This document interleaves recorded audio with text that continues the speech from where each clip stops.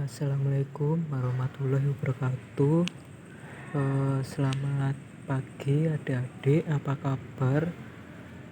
Pada pertemuan kali ini kita akan belajar mengenai jenjang kehidupan biosfer dan faktor-faktor yang mempengaruhi persebaran flora dan fauna ya. Nah, pertama-tama Bapak akan membahas dulu mengenai pengertian biosfer ya. Nah, secara etimologi, biosfer ini berasal dari dua suku kata ya. Yang pertama adalah bios yang artinya hidup, dan kemudian sphere yang artinya lapisan ya. Jadi secara sederhana biosfer ini dapat diartikan sebagai lapisan tempat makhluk hidup ya, baik itu manusia, hewan ataupun tumbuhan. Nah, untuk pengertian secara luasnya sendiri itu biosfer adalah bagian luar bumi yang mencakup daratan, air, dan udara yang dapat ditinggali oleh makhluk hidup dengan proses biotik yang berlangsung ya. Jadi ini pengertian luasnya. Nah, kemudian untuk lingkungan hidup dalam biosfer sendiri, secara umum ya, lingkungan hidup dalam biosfer ini dikelompokkan menjadi dua. Nah, yang pertama itu adalah biosiklus daratan dan biosiklus perairan ya. Nah, kedua biosiklus ini terdiri atas bagian-bagian yang lebih kecil ya, yang kita sebut dengan bioma ya. Nah, bioma ini sendiri itu dapat diartikan sebagai bentang lahan atau landscape ya, yang memiliki karakteristik khas yang berdasarkan keadaan iklim dan didominasi oleh flora dan fauna tertentu ya. Nah, kemudian untuk biotanya ini penyebutan flora dan faunanya. Contoh biomanya ini di daratan itu seperti bioma tundra, bioma gurun, seperti itu. Untuk di perairan sendiri itu ada bioma air tawar dan bioma air asin ya. Nah, kemudian ada bagian lagi dari bioma yang lebih kecil ya dari bioma ini, yaitu adalah habitat. Nah, habitat ini adalah tempat berlangsungnya kehidupan organisme ya. Nah, di habitat ini kadang juga terjadi adanya ekosistem. Nah, jadi habitat ini nanti di sini nanti akan muncul adanya ekosistem. Nah, untuk ekosistem sendiri ini untuk pengertiannya secara sederhana ya, yaitu ekosistem diartikan sebagai tatanan kesatuan secara utuh dan menyeluruh tentang segenap unsur atau komponen lingkungan hidup yang saling mempengaruhi ya. Jadi kata kuncinya adalah adanya hubungan timbal balik antara unsur dan komponen lingkungan yang saling mempengaruhi ya. Nah, untuk komponen ekosistem sendiri itu ada dua ya. Yang pertama adalah komponen biotik dan komponen abiotik. Nah, untuk komponen biotik sendiri adalah komponen yang terdiri atas bahan-bahan yang bersifat hidup ya, meliputi organisme. Yang pertama adalah organisme autotrof dan organisme heterotrof ya.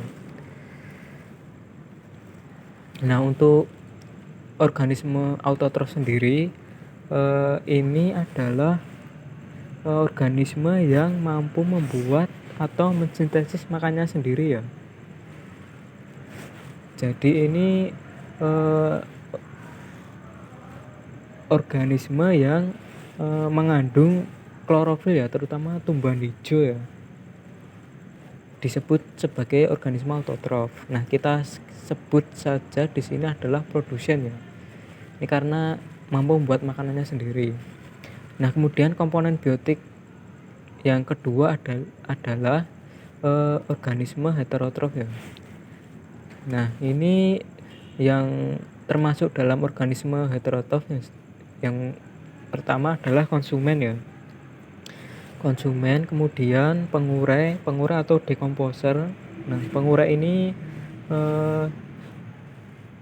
organisme yang merombak sisa-sisa organisme yang mati ya, seperti bakteri, terus jamur. Kemudian untuk detritivore ini adalah organisme heterotrof yang memakan partikel-partikel organik atau remukan jaringan ya. Contoh cacing tanah, kemudian teripang seperti itu.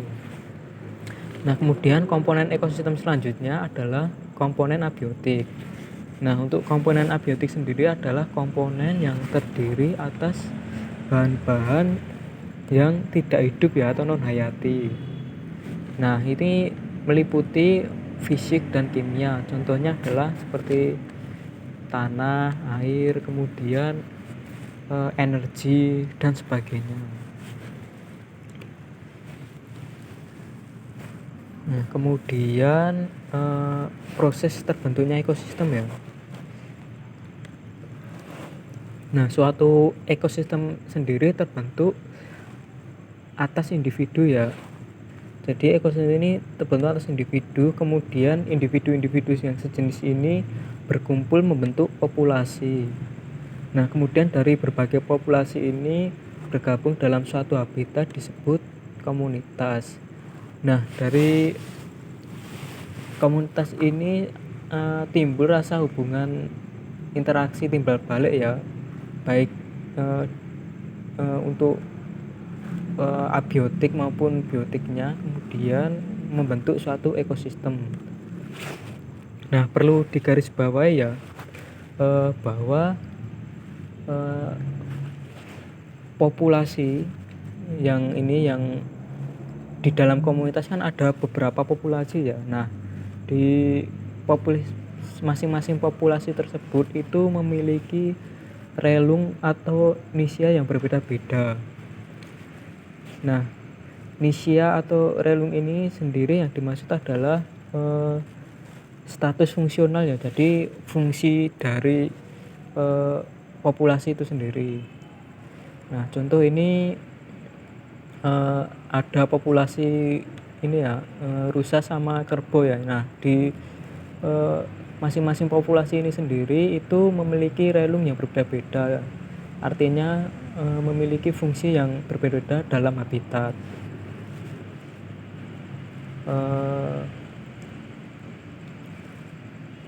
Ekosistem sendiri akan dikatakan baik apabila masing-masing relung ini atau nisia ini seimbang ya. Jadi tidak overpopulasi atau kekurang populasi ya, sehingga komponen-komponen lain itu bisa saling berjalan seiringan. Oke, kita lanjut. Nah, kemudian kita akan membahas mengenai faktor-faktor yang mempengaruhi persebaran flora dan fauna. Nah, untuk faktor-faktor yang mempengaruhi persebaran flora dan fauna sendiri, yang pertama adalah kondisi iklim ya. Nah, kondisi iklim ini sendiri merupakan salah satu faktor yang paling dominan ya, yang mempengaruhi pola persebaran flora dan fauna. Nah, wilayah-wilayah dengan pola iklim yang ekstrim seperti daerah kutub yang selalu tertutup salju dan lapisan es abadi atau gurun yang gersang sudah tentu ya sangat menyulitkan bagi kehidupan suatu organisme. Jadi ini berkaitan dengan adaptasi ya dan seleksi alam ya. Hanya organisme-organisme tertentu yang dapat hidup di kondisi-kondisi iklim yang ekstrim seperti ini. Nah, untuk faktor iklimnya sendiri itu berupa suhu, kelembaban udara, angin, dan curah hujan ya. Nah, yang pertama adalah suhu. Nah, faktor-faktor yang penyebab perbedaan suhu di satu tempat itu ada beberapa macam ya. Yang pertama adalah letak lintang suatu wilayah. Nah, letak lintang suatu wilayah ini itu berpengaruh terhadap sudut datang sinar matahari ya. Jadi ini nanti berpengaruh terhadap sudut datang sinar matahari ya. Akibatnya apa? Jadi akibatnya itu terjadi perbedaan intensitas penyinaran matahari.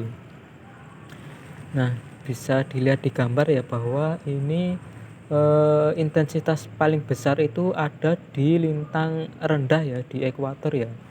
Semakin tinggi lintangnya itu intensitasnya semakin berkurang. Otomatis di sini juga suhunya akan cenderung lebih rendah ya. Nah, selain letak lintang itu ada ketinggian suatu tempat ya. Nah, tentu adik-adik pernah belajar mengenai gradien termal ya, yang itu yang setiap kenaikan 100 meter itu suhu turun 0,5 derajat Celcius sampai ketinggian 1500 meter ya. Kemudian setelah 1500 meter suhu akan turun sebesar 0,6 derajat. Nah, ini ketinggian suatu tempat seperti itu. Kemudian ini sudut datang sinar matahari ini sama yang letak lintang tadi ya. Kemudian ada jenis permukaan daratan, jarak dataran dengan laut, angin yang bertiup, dan kejernihan atmosfer ya, atau kondisi awan. Nah, itulah faktor-faktor penyebab perbedaan suhu di permukaan bumi. Selanjutnya berdasarkan faktor suhu ini dikenal dua jenis kelompok vegetasi ya. Yang pertama adalah vegetasi anual. Nah, vegetasi ini hanya mampu berkembang pada saat tertentu pada musim panas ya. Pada musim dingin vegetasi ini tidak mengalami pertumbuhan karena salju. Jadi pada musim dingin ini organisme ini mengalami hibernasi ya. Ini contoh-contohnya ada di bioma tundra. Kemudian ada lagi dikelompokkan lagi menjadi vegetasi perennial ya. Nah, kelompok vegetasi ini cenderung cara melindungi dirinya dari perubahan temperatur ya. Ini mempunyai adaptasi ya, sehingga dapat berkembang secara terus-menerus sehingga dapat hidup lebih dari 1 tahun. Nah, kemudian setelah suhu, faktor iklim selanjutnya adalah kelembapan udara. Nah, kelembapan udara ini diartikan sebagai banyaknya air yang terkandung dalam setiap satuan volume udara ya. Hal ini tentu dipengaruhi oleh kondisi flora yang ada, wilayah perairan darat, jarak dengan laut, dan sebagainya. Perlu diketahui ya bahwa suhu udara dan kelembapan udara itu berbanding terbalik. Semakin tinggi suhu udara itu kelembapannya semakin rendah. Kemudian ini juga semakin jauh dari lautan itu biasanya tingkat kelembapan udaranya juga semakin kecil. Nah, kelembapan udara sendiri itu dibagi atas dua ya. Yang pertama adalah kelembapan absolut dan kelembapan nisbi. Nah, kelembapan absolut ini diartikan ada banyaknya uap air yang terkandung dalam satu volume udara ya, meter kubik ya. Nah, kemudian untuk kelembapan nisbinya itu perbandingan antara kelembapan mutlak dengan jumlah uap air maksimum yang dapat ditampung oleh udara. Nah, biasanya di kelembapan Nisbi ini dinyatakan dalam persentase ya. Nah, untuk berdasarkan tingkat kelembapannya itu tumbuhan dikelompokkan menjadi 4 bagian ya. Yang pertama Xerophyta. Xerophyta ini secara etimologi itu berasal dari kata xero ya, artinya kering, dan pita adalah tumbuhan. Jadi diartikan tumbuhan yang sangat tahan terhadap lingkungan hidup yang kering atau gersang ya. Kelembapan udara sangat rendah. Nah, ini tadi seperti yang saya jelaskan tadi ya, bahwa semakin tinggi suhu udara maka kelembapan udara semakin rendah. Contoh dari ini adalah kaktus, terus kemudian beberapa jenis rumput gurun. Nah, jadi ini tumbuhan Xerophyta ini banyak dijumpai di bioma gurun ya. Nah, kemudian yang B itu Hydrophyta ya. Ini hidro itu artinya berair atau basah ya, dan pita tumbuhan. Jadi diartikan sebagai tumbuhan yang sangat cocok hidup di lingkungan yang basah ya, seperti enceng gondok, kemudian selada air dan teratai. Nah, kemudian yang C itu Mesophyta ya. Meso itu pertengahan, pita tumbuhan. Jadi pertengahan antara hidro dan xero ya, jadi lembab, pertengahan antara basah dan kering. Nah, jadi ini tumbuhan yang sangat cocok hidup di lingkungan yang lembab. Contohnya adalah anggrek dan jamur ya. Nah, kemudian yang terakhir adalah Tropophyta ya, yaitu tumbuhan yang mampu beradaptasi terhadap perubahan musim kemarau dan penghujan. Nah, Tropophyta ini merupakan flora khas di daerah iklim musim ya, tropis ya, seperti pohon jati. Jadi ini iklim AM ini salah satu flora khasnya dari Tropophyta.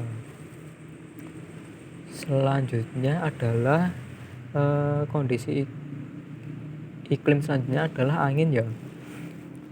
Nah, angin sendiri itu berfungsi sebagai alat transportasi yang dapat memindahkan uap air ya, itu awan ya, atau awan ya, dari suatu tempat ke tempat lain. Nah, pergerakan angin ini sendiri itu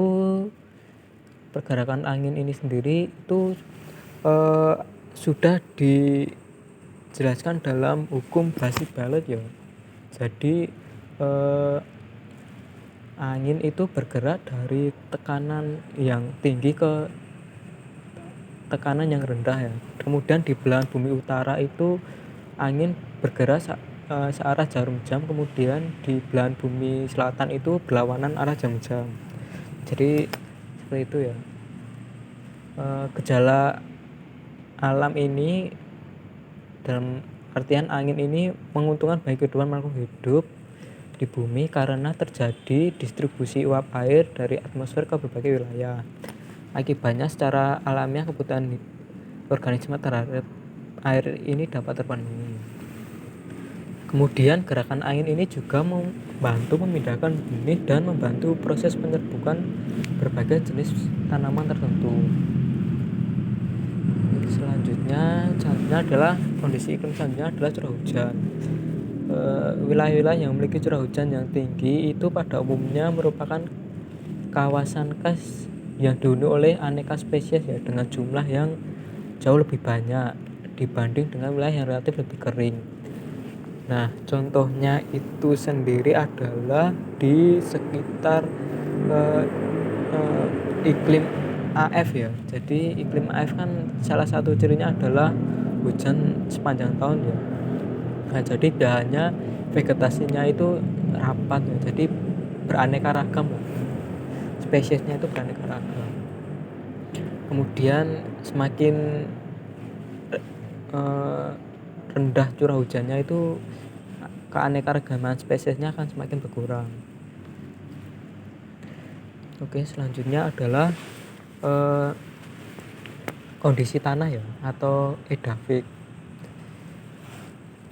Nah, untuk faktor persebaran flora fauna yang kedua ini, yaitu kondisi tanah, itu tanah sendiri diartikan sebagai media tumbuh dan berkembangnya jenis vegetasi, kebutuhan mineral atau unsur hara ya, kebutuhan bahan organik, humus, air, dan udara keberadaannya disediakan oleh tanah. Oleh karena itu, faktor hidrologik sangat mempengaruhi pertumbuhan jenis vegetasi dalam suatu wilayah. Nah, faktor-faktor fisik tanah yang mempengaruhi pertumbuhan vegetasi ini antara lain struktur tanah, kemudian tekstur, dan keasaman. Yang pertama adalah struktur tanah ya. Nah, struktur sendiri adalah susunan partikel tanah yang membentuk agregat tanah ya.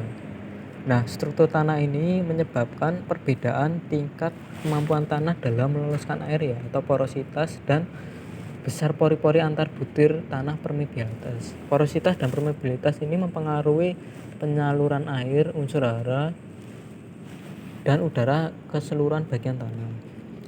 Nah, kemudian yang kedua adalah tekstur tanah ya. Nah, tekstur tanah ini adalah perbandingan jumlah antara pasir, debu, dan lempung ya. Jadi tekstur tanah ini menentukan kemampuan tanah dalam menampung air dan udara ya. Jadi tanah yang halus itu biasanya pori-porinya kecil sehingga kandungan air dan udaranya sangat sedikit dan porositasnya rendah. Nah, kita ambil contoh saja tanah berpasir ya. Itu nanti kan pasti itu porositasnya itu tinggi ya. Ya dikarenakan pori-pori butir-butir pasir itu juga sangat tinggi. Jadi seperti itu. Nah, kemudian keasaman tanah ya. Nah, kesuburan tanah itu sangat dipengaruhi oleh proses-proses kimia dan pertukaran unsur kimia antar tumbuhan. Nah, tumbuhan tidak mampu menyerap unsur hara tanpa diubah dalam bentuk cairan. Kemudian, jika keasaman tanah berkurang sampai beberapa tingkat, maka air akan mempunyai kemampuan yang kecil dalam menahan mineral yang diubah menjadi unsur hara. Nah, di keasaman tanah sendiri itu dalam keadaan normal itu yang cocok bagi organisme itu adalah kondisi normal ya, yaitu pH 7. Di bawah pH 7 itu maka keasaman tanahnya asam, kemudian di atas 7 itu basa ya. Kemudian faktor selanjutnya adalah kondisi permukaan bumi atau relief ya, atau kondisi fisiografi. Nah, fisiografi ini berkaitan dengan ketinggian tempat dan bentuk wilayah. Nah, seperti yang dijelaskan sebelumnya ya, bahwa fisiografi ini erat kaitannya dengan gradien termometrik ya, di mana suhu udara akan mengalami penurunan sekitar 0,5 derajat Celcius setiap kenaikan 100 meter ya, sampai pada ketinggian 1.500 meter ya. Kemudian setelah di atas ketinggian 1.500 meter itu suhu udara akan turun menjadi 0,6. Nah, untuk kondisi fisiografi ini adik-adik bisa lihat di klasifikasi iklim menurut Jung-un ya. Jadi di situ nanti dijelaskan bagaimana kondisi fisiografi itu mempengaruhi sebaran flora dan fauna, terutama di daerah pegunungan. Nah, kemudian setelah kondisi fisiografi ada faktor selanjutnya adalah kondisi biotik ya. Nah, manusia sendiri adalah komponen biotik yang berperan paling inti ya, sentral ya, terhadap keberadaan flora dan fauna di suatu wilayah. Nah, sekarang ini manusia itu bisa merusak lingkungan atau melestarikan lingkungan ya, tergantung aktivitasnya ya. Nah, jadi dari aktivitas tersebut nanti manusia dapat mengubah tatanan kehidupan flora dan fauna. Nah, oke, mungkin penjelasan dari Bapak mungkin seperti itu ya. Kalau ada pertanyaan mungkin atau ada yang kurang dalam penyampaian, bisa di bisa ditanggapi di fitur komentar ya di e-learning ya. Oke, untuk materi dalam PPT ini saya cukupkan. Terima kasih. Wassalamualaikum warahmatullahi wabarakatuh.